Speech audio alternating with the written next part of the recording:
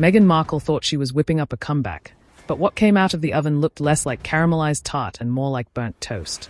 Her Netflix series with Love, Meghan was supposed to be a cozy, influencer-style escape with a royal twist, but instead it crashed harder than anyone predicted.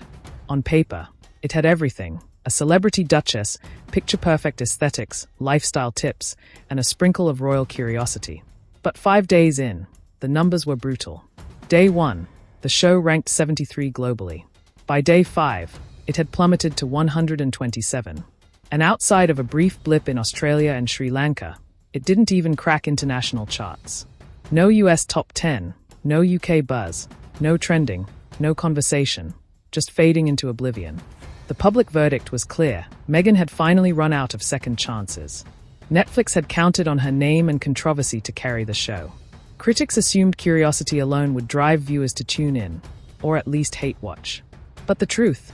The world didn't care enough to even mock her. Being ignored is worse than being criticized, and that's exactly what happened. One of the harshest reviews called watching the show like being waterboarded with trifle. Social media responded with parodies and memes, poking fun at her polished, over-curated presentation.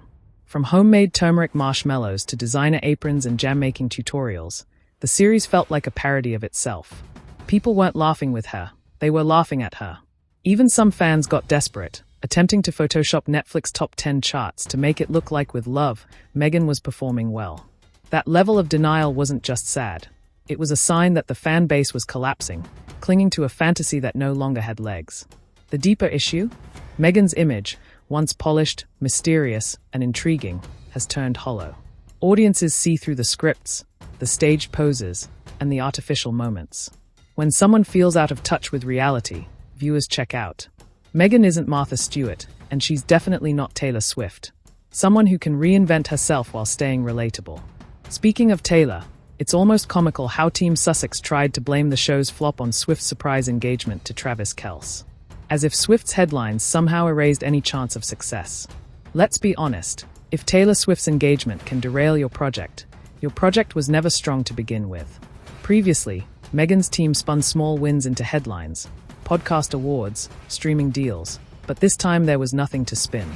No top 10 lists, no buzz, just silence. And in entertainment, silence is the loudest failure. The series wasn't just underwhelming, it felt tone-deaf. At a time when audiences crave authenticity, watching a show built on unrealistic perfection didn't land. Working moms, especially, called out how detached and even offensive the portrayal felt. The message: if this is what relatable looks like, people aren't buying it.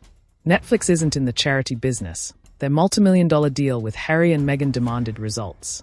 But instead, they got underperformance. Documentaries flopped, an animated series got cancelled before launch, and now with Love, Meghan quietly joins the graveyard of forgettable content. Meghan had every advantage: global fame, guaranteed headlines, and the financial and technical backing of Netflix. Yet she couldn't get people to watch. It wasn't just bad luck, it was a systemic misreading of what audiences actually want.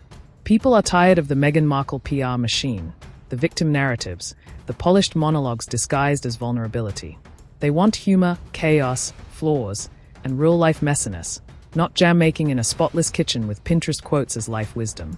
She could have leaned into humor and self-awareness, but instead, audiences rejected the stiff, overly staged version of herself.